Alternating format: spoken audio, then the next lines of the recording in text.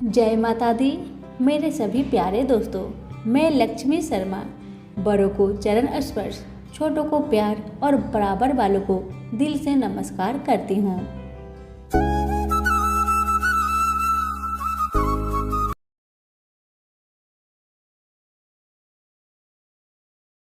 आज आमलकी एकादशी व्रत पर मैं आप सभी को सुनाने जा रही हूँ। एकादशी व्रत पर सुनी जाने वाली 5 पुण्य फलदायिनी कथाएं एक साथ। कथाओं को पूरा सुनिए। अगर अच्छी लगे तो लाइक शेयर अवश्य करें। आंवला एकादशी के दिन भगवान विष्णु की पूजा के साथ आंवले की पेड़ की पूजा करने से मनोकामनाएं पूरी होती है और सांसारिक सुख और मोक्ष की प्राप्ति होती है। हिंदू मान्यताओं के अनुसार आंवला की एकादशी का व्रत बेहद फलदायी माना जाता है। मान्यता है कि आंवले के वृक्ष की उत्पत्ति भगवान विष्णु से संबंधित है। पौराणिक जानकारी के अनुसार विष्णु जी ने जब सृष्टि की रचना के लिए ब्रह्मा को जन्म दिया, उसी समय उन्होंने आंवले के वृक्ष को जन्म दिया।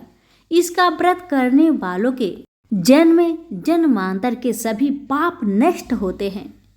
आमलकी व्रत के प्रभाव से साधक सुख, राजयोग और धन प्राप्त करता है। इस एकादशी पर किसी मंदिर में आंवले का पौधा भी जरूर लगाए। कहते हैं इससे विष्णु जी बेहद प्रसन्न होते हैं। आमलकी एकादशी में आंवले का विशेष महत्व है। इस दिन पूजन से लेकर भोजन तक हर कार्य में आंवले का उपयोग होता है। आमलकी एकादशी की पूजन विधि इस प्रकार है। इस दिन सुबह उठकर भगवान विष्णु का ध्यान करें, फिर व्रत का संकल्प करना चाहिए। व्रत का संकल्प लेने के बाद स्नान आदि से निवृत्त होकर भगवान विष्णु की पूजा करनी चाहिए। घी का दीपक जलाकर विष्णु सहस्त्र नाम का पाठ करें। पूजा के बाद आंवले के वृक्ष के नीचे नवरत्न युक्त कलश स्थापित करना चाहिए।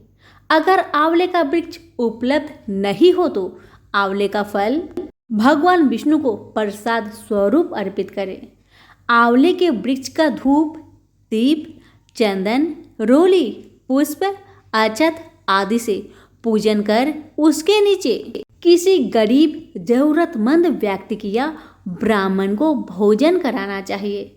अगले दिन यानी द्वादशी को स्नान कर भगवान विष्णु के पूजन के बाद जरूरतमंद व्यक्ति की या ब्राह्मण को कलश, वस्त्र और आंवला आदि दान करना चाहिए। इसके बाद भोजन ग्रहण कर उपवास खोलना चाहिए। आमलकी एकादशी को ब्रिज में रंगभरी एकादशी, श्रीनाथ द्वार में कुंज एकादशी तथा खाटू नगरी में खाटू एकादशी भी कहा जाता है। अब आइए सुनते हैं कथा।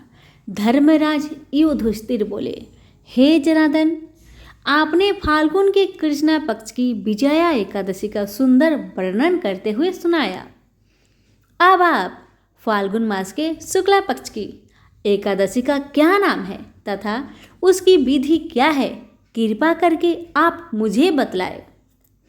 श्री भगवान बोले, हे राजन, फाल्गुन मास के शुक्ला पक्ष की एकादशी का नाम आमलकी एकादशी है। इस व्रत के करने से समस्त पाप नष्ट हो जाते हैं तथा इसके प्रभाव से 1000 गौदान का फल प्राप्त होता है। इस व्रत के करने से समस्त पाप नष्ट हो जाते हैं। हे राजन, अब मैं आपको महर्षि वशिष्ठ जी द्वारा राजा मानधाता को सुनाई पौराणिक कथा के बारे में बताता हूँ। आप इसे ध्यान पूर्वक सुनिए। राजा मानधाता बोले कि हे वशिष्ठ जी, यदि आप मुझ पर कृपा करें तो किसी ऐसे व्रत की कथा कहिए जिससे मेरा कल्याण हो। महर्षि वशिष्ठ बोले कि हे राजन, सब व्रतों से उत्तम और अंत में मोक्ष को देने वाली आमलकी एकादशी के व्रत का मैं वर्णन करता हूँ। यह एकादशी फाल्गुन माह के शुक्ल पक्ष में होती है। प्राचीन समय में वैदिक नामक एक नगर था। उस नगर में ब्राह्मण, वैश्य, क्षत्रिय, क्षुद्र चारों वर्ण के लोग प्रसन्नता पूर्वक रहते थे। नगर में सदैव वेद ध्वनि गूंजा करती थी। उस नगरी में कोई भी पापी, दुराचारी, नास्तिक आदि न था। उस नगर में चैत्र रथ नामक चंद्रवंशी राजा राज्य करता था। वह उच्च कोटि का विद्वान तथा धार्मिक प्रवृत्ति का व्यक्ति था। उसे राज्य में कोई भी गरीब नहीं था और न ही कंजूस। उस राज्य के सभी लोग विष्णु भगवान के भक्त थे। वहाँ के छोटे बड़े सभी निवासी प्रत्येक एकादशी का उपवास करते थे। एक बार फाल्गुन माह के शुक्ला पक्ष की आमलकी नामक एकादशी आई। उस दिन राजा और प्रत्येक प्रजाजन वृद्ध से बालक तक ने आनंद पूर्वक उस एकादशी को उपवास किया करते थे। राजा अपनी प्रजा के साथ मंदिर में आकर कलश स्थापित करके तथा धूप, दीप, नैवेद्य, पंचरत्न, छत्र आदि से धात्री का पूजन करने लगा। वे सब धात्री की इस प्रकार स्तुति करने लगे, हे धात्री, आप ब्रह्मा स्वरूपा है। आप ब्रह्मा जी द्वारा उत्पन्न हो और आप सभी पापों को नष्ट करने वाले हैं। आपको नमस्कार है। आप मेरा अर्घ स्वीकार करें। आप श्री रामचंद्र जी के द्वारा सम्मानित है। मैं आपसे प्रार्थना करता हूँ, मेरे सभी पापों का हरण करें। उस मंदिर में रात को सभी ने जागरण किया। रात के समय उस जगह एक बहेलिया आया। वह महापापी तथा दुराचारी था। अपने कुटुंब का पालन वह जीव हिंसा करके करता था। वह भूख प्यास से अत्यंत व्याकुल था। कुष्ठ भोजन पाने की इच्छा से वह मंदिर के कोने में बैठ गया। उस जगह बैठकर वह भगवान विष्णु की कथा तथा एकादशी महात्म्य सुनने लगा। इस प्रकार उस बहेलिया ने सारी रात अन्य लोगों के साथ जागरण कर व्यतीत किया। प्रातःकाल सभी लोग अपने अपने निवास पर चले गए। इसी प्रकार वह बहेलिया भी अपने घर चला गया और वहां जाकर भोजन किया। कुछ समय बीतने के पश्चात उस बहेलिया की मृत्यु हो गई। उसने जीव हिंसा की थी। इस कारण हालांकि वह घोर नरक का भागी था, परंतु उस दिन आमलकी एकादशी का व्रत तथा जागरण के प्रभाव से उसने राजा विदुरथ के यहाँ जन्म लिया। उसका नाम वसुरथ रखा गया। बड़ा होने पर वह चतुरंगिनी सेना सहित तथा धन्य धान्य से युक्त होकर 10 सहस्त्र ग्रामों का संचालन करने लगा। वह तेज में सूर्य के समान, कांति में चंद्रमा के समान, वीरता में भगवान विष्णु के समान तथा क्षमा में पृथ्वी के समान था। वह अत्यंत धार्मिक, सत्यवादी, कर्मवीर और विष्णु भक्त था। वह प्रजा का समान भाव से पालन करता था। दान देना उसका नित्य कर्म था। एक बार राजा वसुरथ शिकार खेलने के लिए गया। देवयोग से वन में वह रास्ता भटक गया और दिशा का ज्ञान न होने के कारण उसी वन में एक वृक्ष के नीचे सो गया। कुछ समय पश्चात पहाड़ी डाकू वहां आए और राजा को अकेला देखकर मारो मारो चिल्लाते हुए राजा वसुरथ की ओर दौड़े।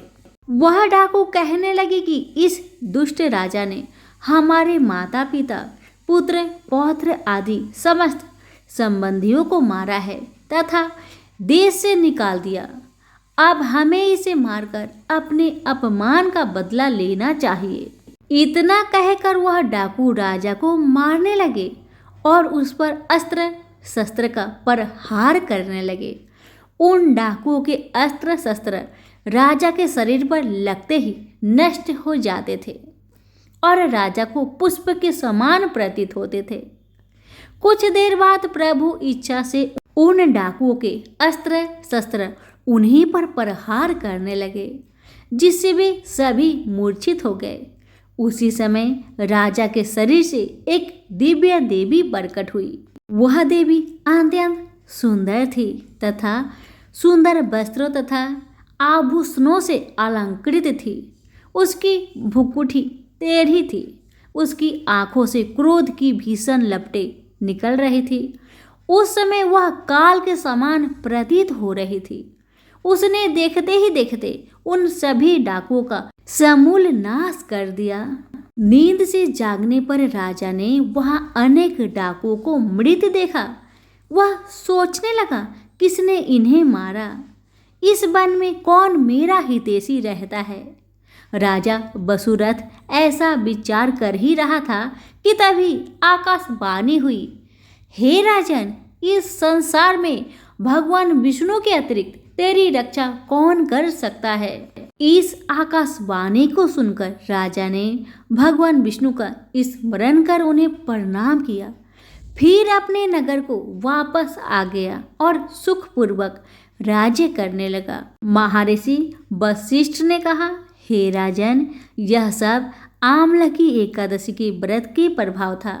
जो मनुष्य एक भी आमलकी एकादशी का व्रत करता है वह प्रत्येक कार्य में सफल होता है और अंत में वैकुंठ धाम को पाता है। सभी प्रेम से बोलिए विष्णु भगवान की जय। एक गांव में एक डोमिन रहती थी। उसके 2 बच्चे थे। डोमिन बहुत दुख से अपने बच्चे का पालन पोषण किया करती थी। डोमिन हर रोज छोटे छोटे बांस की टोकरियां बेचा करती। उससे जितना धन मिलता उसी से अपने बच्चे का पालन पोषण किया करती थी। एक दिन की बात है, जब डोमिन सुबह सुबह बांस की टोकरियां लेकर रास्ते से जा रही थी, अभी उसके कानों में 11 माता की कथा सुनाई पड़ी और उसे कथा बहुत अच्छी लगने लगी। अभी डोमिन को दिखाई पड़ता है कि बहुत सारी बहना 11 माता की पूजन कर रही थी, कथा सुना रही थी। तभी डोमिन दूर में ही बैठकर हाथ जोड़ के 11 माता की कथा सुन रही थी।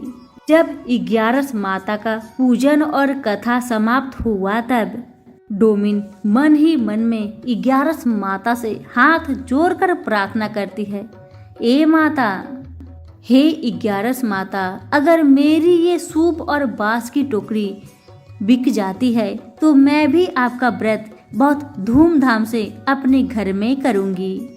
इतना प्रार्थना करके डोमिन वहां से जाने लगी। तभी सारी बहनों में से एक बहना डोमिन को पुकारकर उसे प्रसाद देती है और डोमिन जैसे ही प्रसाद खाती है वैसे ही सारा बहना मिलकर सारे टोकरी को खरीद लेती है। अब तो डोमिन मन में संकल्प कर लेती है कि मैं भी 11 माता का व्रत करूंगी और तुरंत बहनों के पास जाकर कहने लगी, बहन, क्या आप मुझे 11 माता की व्रत विधि कथा बतलाएंगी? सारी बहना मिलकर कहती है, हाँ क्यों नहीं बतलाऊंगी। तब डोमिन कहती है, ठीक है बहन, कल आप सभी मेरे घर आ जाइएगा और मुझे 11 माता की व्रत विधि बतलाकर चले जाइएगा। तब सारी बहनों ने कहा, मैंने इसमें पूजन सामग्री का लिस्ट बना दिया है, यह सारे सामग्री लेकर तुम अपने घर को जाओ।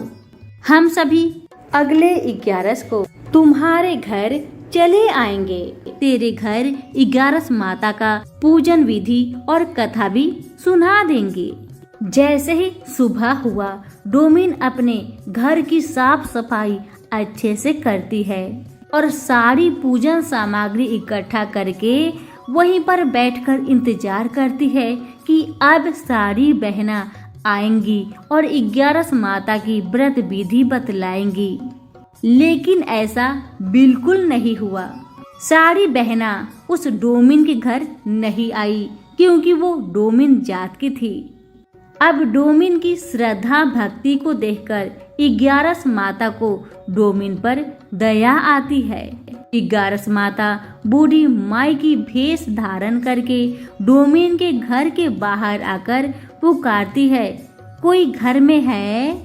तभी डोमिन बाहर निकलकर बूढ़ी माई के पास जाती है और कहती है, हाँ माँ, कहिए कैसे आना हुआ?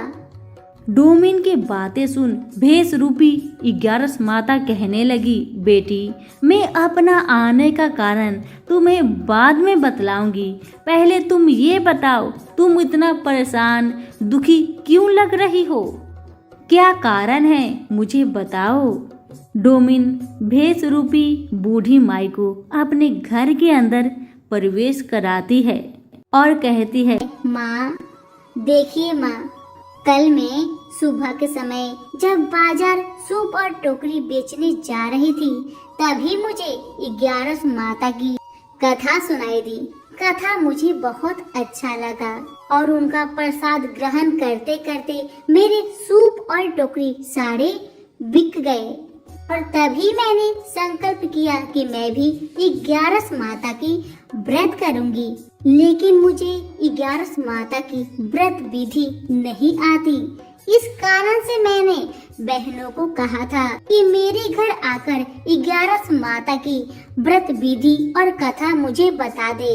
उन सब ने कहा था कि मेरे घर आएगी, शायद मैं छोटी जात की होना, डोम होना, इसी कारण से सारी बहना मेरे घर को नहीं आई। अब मैं कैसे पूजा करूं माँ, आप बतलाइए माँ। डोमिन की बातें सुन बूढ़ी माई कहने लगी, बस इतनी सी बात, चलो मैं तुमको बतलाती हूँ। तुम्हें कुछ नहीं करना, बस इतना करना है, तुम्हें जैसे आता हो वैसे ही ग्यारस माता का नाम लेकर पूजा कर लो और कथा मैं सुनाऊंगी। डोमिन बूढ़ी माई के बताए हुए नियम से व्रत पूजन की और स्वयं ग्यारस माता ने बूढ़ी माई के भेष रूप में अपनी कथा सुनाई और उधर सारे बहनों को ग्यारस माता के कोप के कारण पूरे शरीर में खुजली हो गई। सारे बहन पूरा परेशान हो गए। तभी भेष रूपी बूढ़ी माई उन सारे बहनों के घर के पास जाती है और कहती है, कोई घर में है? तभी उन सारी बहनों में से एक बहन घर के बाहर आती है और हाथ जोड़कर बूढ़ी माई से कहती है, हे माता, मैं आपकी कैसी सेवा करूं? अभी मेरा तबीयत बहुत खराब लग रही है, पता नहीं अचानक से ये क्या हो गया माँ।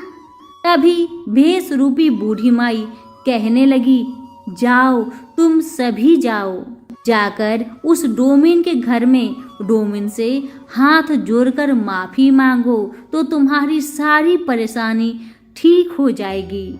सारी बहनों ने फौरन ही डोमिन के घर में गई और जाकर डोमिन से हाथ जोड़कर प्रार्थना की कि हे डोमिन, मुझे माफ कर दो, अब से हम कभी भी ऐसी गलती नहीं करेंगे। अमीर हो या गरीब हो, डोम हो या चमार हो, जिसके घर में भी पूजा हो, हम सभी के घर जाएंगे, हमें माफ कर दो। डोमिन ने सबको माफ कर दिया और हर ग्यारस के दिन विधि पूर्वक ग्यारस माता का व्रत करने लगी। इसके फलस्वरूप डोमिन के घर में अन्न धन का भंडार भर गया। डोमिन का झोपड़ी महल में बदल गई। डोमिन और उसके बच्चे सुखी जीवन व्यतीत करने लगे। सभी प्रेम से बोले, ग्यारस माता की जय हो। एक समय की बात है, अर्जुन का मन में कुछ सवाल आया तो उन्होंने कृष्ण से पूछा कि हे केशव, मैं संन्यास एवं त्याग के तत्व पृथक पृथक जानने की इच्छा करता हूँ। अर्जुन की बात सुनकर भगवान श्री कृष्ण बोले, हे पार्थ, कामना वाले कर्मों को, त्याग को ज्ञानी लोग संन्यास मानते हैं और अज्ञानी पुरुष फल के त्याग को त्याग कहते हैं। कोई पंडित कर्म को दोष युक्त जानकर त्यागना ठीक कहते हैं। कोई यज्ञ, दान, तप आदि कर्मों को छोड़ने के योग बताते हैं। हे भारत, त्याग के विषय में मेरा ऐसा मत है कि त्याग 3 प्रकार के हैं, यज्ञ, दान, तप आदि कर्मों को नहीं त्यागना चाहिए। ये सब कर्म अवशिष्ट और फल को त्याग कर करने चाहिए। मेरा निश्चय मत यही है जो सर्वोत्तम है। अपने नियमित कर्मों का त्यागना उचित नहीं है। यदि मोहवश ऐसा किया जाए तो वह तामस त्याग है, कर्म दुखप्रद है। यह विचार कर एवं शरीर के कलेश के भय से जो त्याग करता है उसे त्याग का फल नहीं मिलता। यह राजस त्याग कहलाता है। हे अर्जुन, अपना नियमित कर्म अवश्य करने योग्य है। फल तथा आक्साद को त्याग कर जो कर्म किया जाता है वह सात्विक कर्म है, जो दुखदायक कर्म से द्वेष नहीं करता तथा सुखदायक कर्म से प्रीति नहीं करता। वह त्यागी, सत्यशील, बुद्धिमान तथा मुक्त के योग है। देहधारी संपूर्ण कर्मों का त्याग नहीं कर सकता।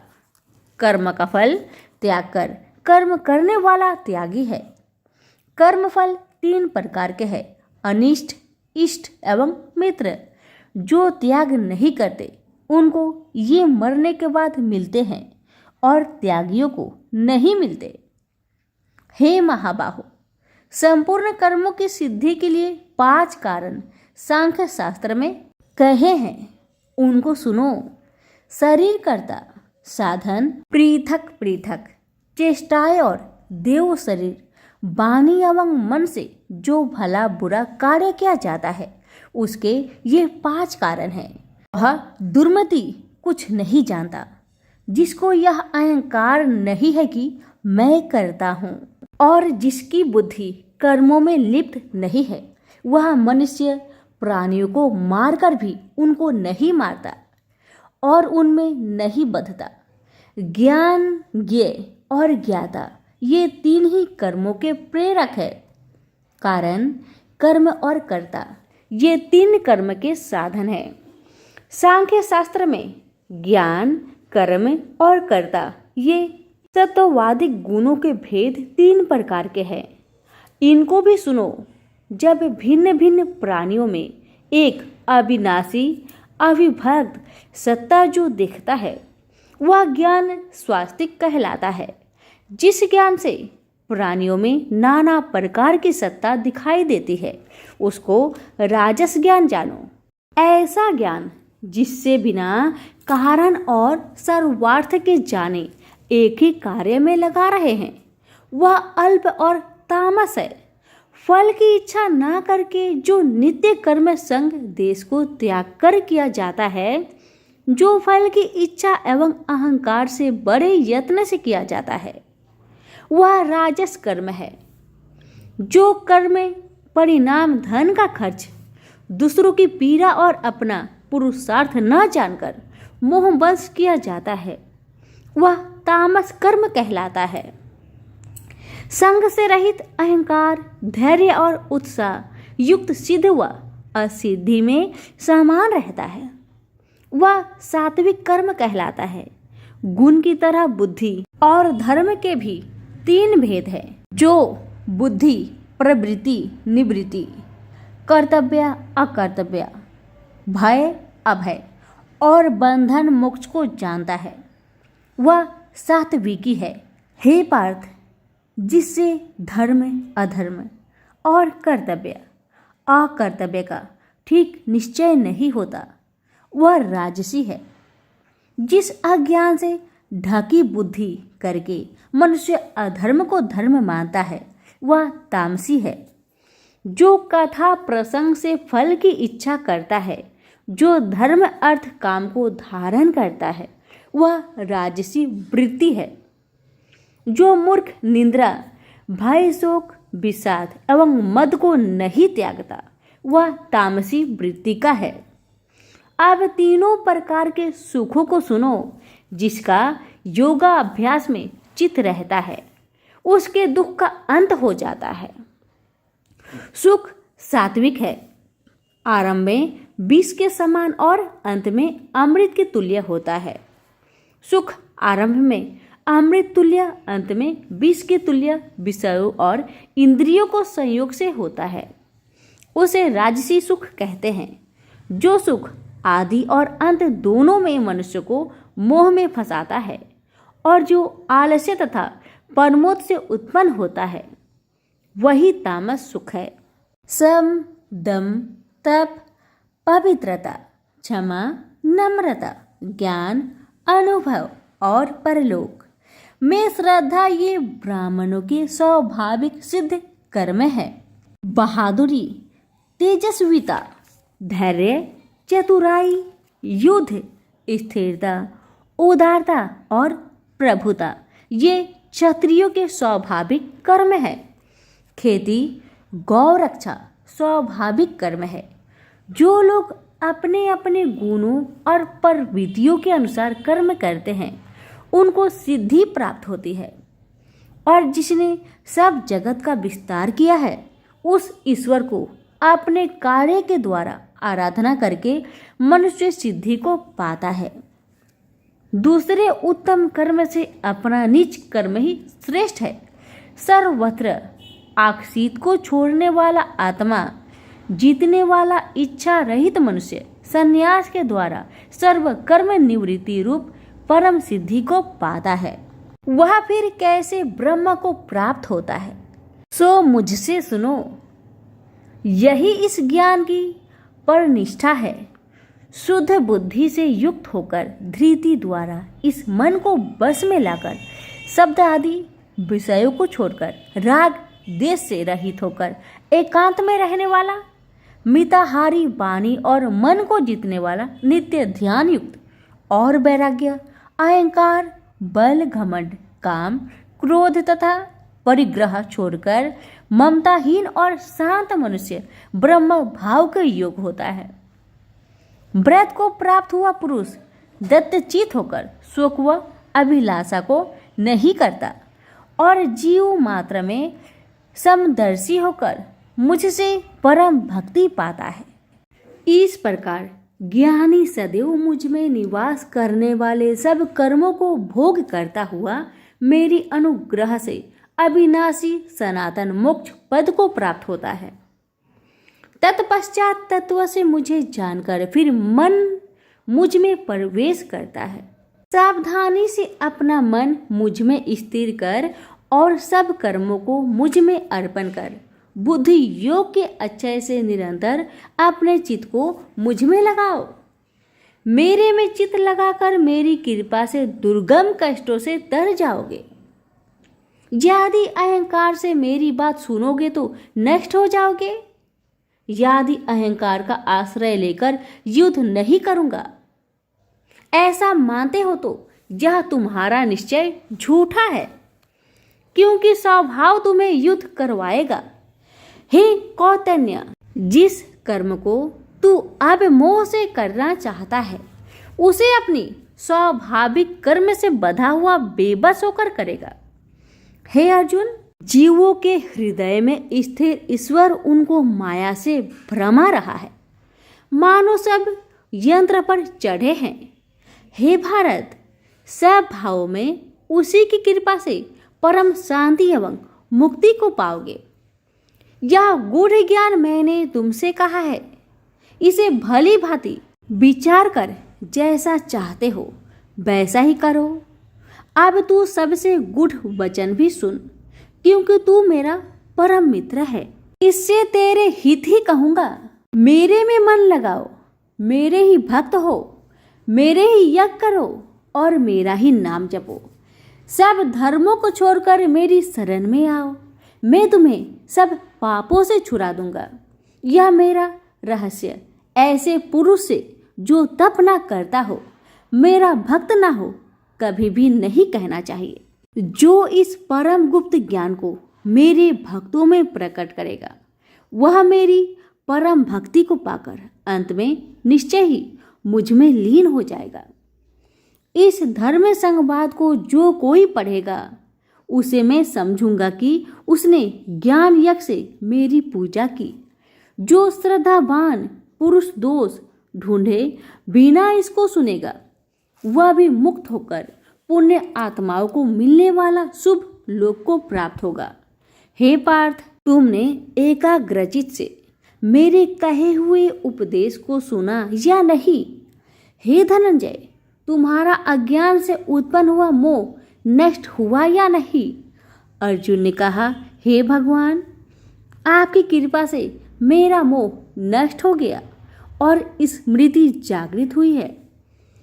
अब मैं निस्संदेह आपकी आज्ञा पर स्थिर हूँ और जैसा आपने कहा है मैं वैसा ही करूँगा। संजय बोले, हे धृतराष्ट्र, मैंने महात्मा वासुदेव और अर्जुन का यह प्रेरणा देने वाला अद्भुत संवाद सुनाया। व्यास जी की कृपा से साक्षात योगेश्वर श्री कृष्ण के मुख से इस परम गुहा संवाद को मैंने सुना है। हे राजन, श्री कृष्ण और अर्जुन के इस अद्भुत पुण्य कारक संवाद को स्मरण करके मन बार बार प्रसन्न होता है।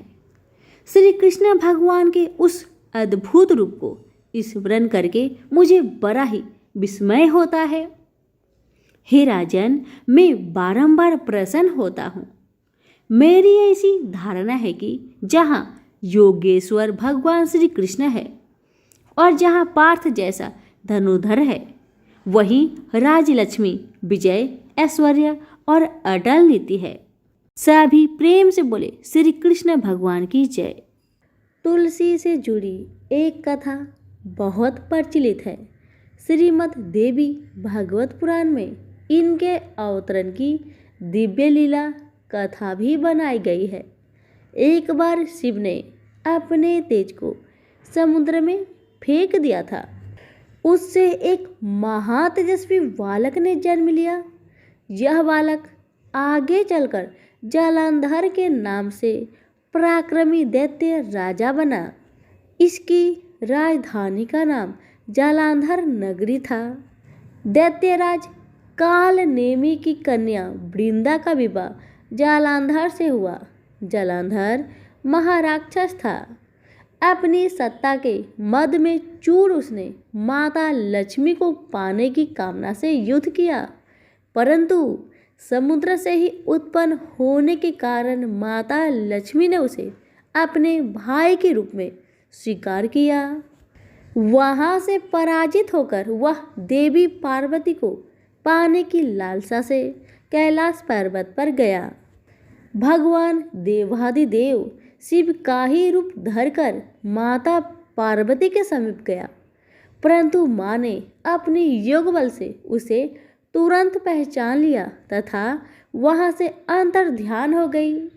देवी पार्वती ने क्रोध होकर सारा वृत्तांत भगवान विष्णु को सुनाया। जालंधर की पत्नी वृंदा अत्यंत पतिव्रता स्त्री थी। उसी के पतिव्रत धर्म की शक्ति से जालंधर न तो मारा जाता था और न ही पराजित होता था। इसलिए जालंधर का नाश करने के लिए वृंदा के पतिव्रत धर्म को भंग करना बहुत जरूरी था। इसी कारण विष्णु ऋषि का वेश धारण कर वन में जा पहुँचे, जहाँ वृंदा अकेली भ्रमण कर रही थी। भगवान के साथ दो मायावी राक्षस भी थे, जिन्हें देखकर वृंदा भयभीत हो गई। ऋषि ने वृंदा के सामने पल में दोनों को भस्म कर दिया। उनकी शक्ति देखकर वृंदा ने कैलाश पर्वत पर महादेव के साथ युद्ध कर रहे अपने पति जालंधर के बारे में पूछा। ऋषि ने अपने माया जाल से दो बानर प्रकट किए। एक बानर के हाथ में जालंधर का सिर था तथा दूसरे के हाथ में धर। अपने पति की यह दशा देखकर वृंदा मूर्छित होकर गिर पड़ी। होश में आने पर उन्होंने ऋषि रूपी भगवान से विनती की कि वह उसके पति को जीवित करे। भगवान ने अपनी माया से पुनः जालंधर का सिर धड़ से जोड़ दिया, परंतु स्वयं भी वह उसी शरीर में प्रवेश कर गए। वृंदा को इस छल का जरा आभास न हुआ। जालंधर बने भगवान के साथ वृंदा पतिव्रता का व्यवहार करने लगी, जिससे उसका अस्तित्व भंग हो गया। ऐसे होते ही वृंदा का पति जलांधर युद्ध में हार गया। इस सारी लीला का जब वृंदा को पता चला तो उसने क्रोध होकर भगवान विष्णु को शीला होने का श्राप दे दिया तथा स्वयं सती हो गई। जहाँ वृंदा भस्म हुई वहाँ तुलसी का पौधा उगा। भगवान विष्णु ने वृंदा से कहा, हे वृंदा, तुम अपने अस्तित्व के कारण मुझे लक्ष्मी से भी अधिक प्रिय हो गई हो। अब तुम तुलसी के रूप में सदा मेरे साथ रहोगी। जो मनुष्य भी मेरे शालिग्राम रूप के साथ तुलसी का विवाह करेगा उसे इस लोक और परलोक में विपुल यश प्राप्त होगा। जिस घर में तुलसी होती है वहाँ यम के दूत भी असमय नहीं जा सकते। गंगा व नर्मदा के जल में स्नान तथा तुलसी का पूजन बराबर माना जाता है। चाहे मनुष्य कितना भी पापी क्यों न हो, मृत्यु के समय जिसके प्राण मजरी रहित तुलसी और गंगा जल मुख में रखकर निकल जाते हैं वह पापों से मुक्त होकर बैकुंठ धाम को प्राप्त होता है। जो मनुष्य तुलसी व आंवलों की छाया में अपने पितरों का श्राद्ध करता है उसके पितर मोक्ष को प्राप्त हो जाते हैं। दैत्य जलांधर की यह भूमि जलांधर नाम से विख्यात है। सती वृंदा का मंदिर मोहल्ला कोट किशनचंद में स्थित है। कहते हैं इस स्थान पर प्राचीन गुफा थी जो सीधी हरिद्वार तक जाती थी। सच्चे मन से 40 दिन तक सती वृंदा देवी के मंदिर में पूजा करने से सभी मनोरथ पूर्ण होती है। सभी प्रेम से बोलिए तुलसी माता की जय हो। बहुत समय पहले की बात है। एक गांव में एक मालिन अपने 4 बेटों के साथ रहती थी। उस मालिन की पति की मृत्यु हो चुकी थी और उसकी सास उसे बहुत ताने मारती थी, दिन रात बातें सुनाया करती थी।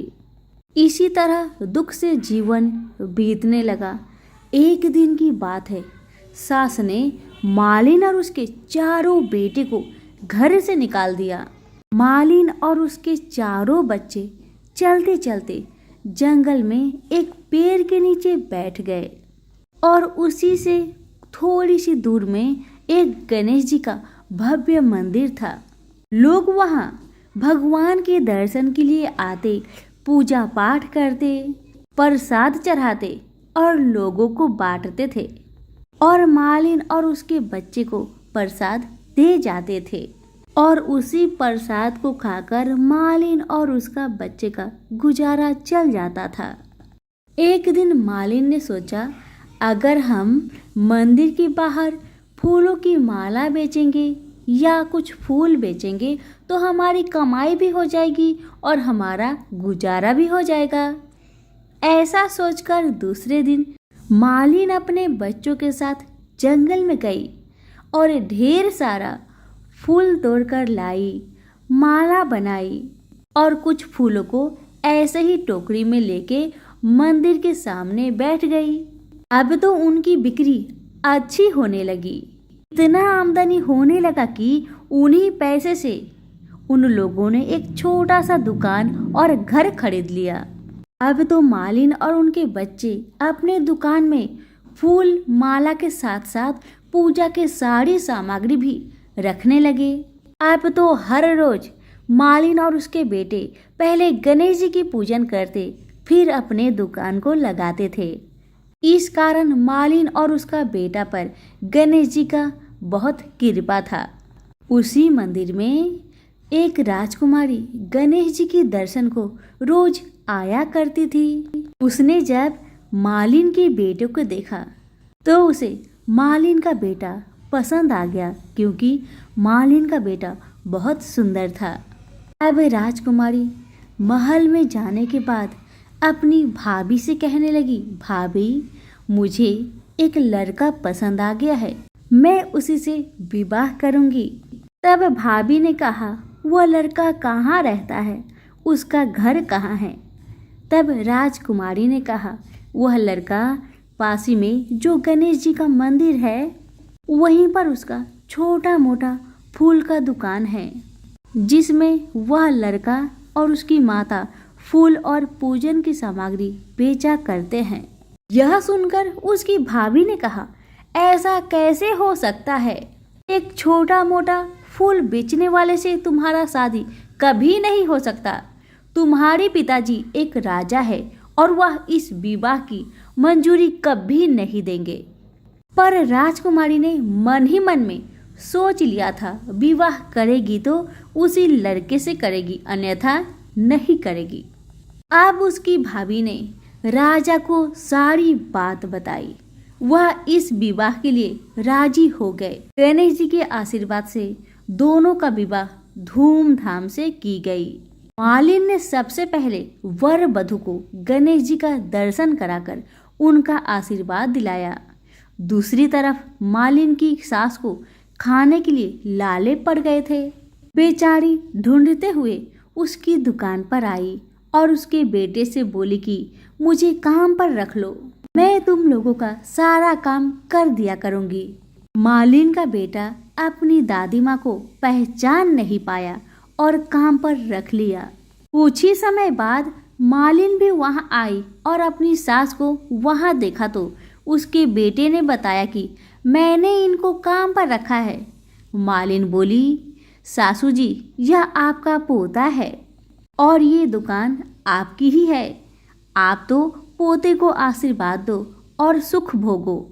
अब सासू माँ ने अपने बहू बेटे से माफी मांगी। अब सब सुखपूर्वक रहने लगे। सभी प्रेम से बोले, गणेश भगवान की जय। अब जान लीजिए आंवला की एकादशी व्रत का पारण का समय 4 मार्च 2023 सुबह 6:48 से सुबह 9:03 तक।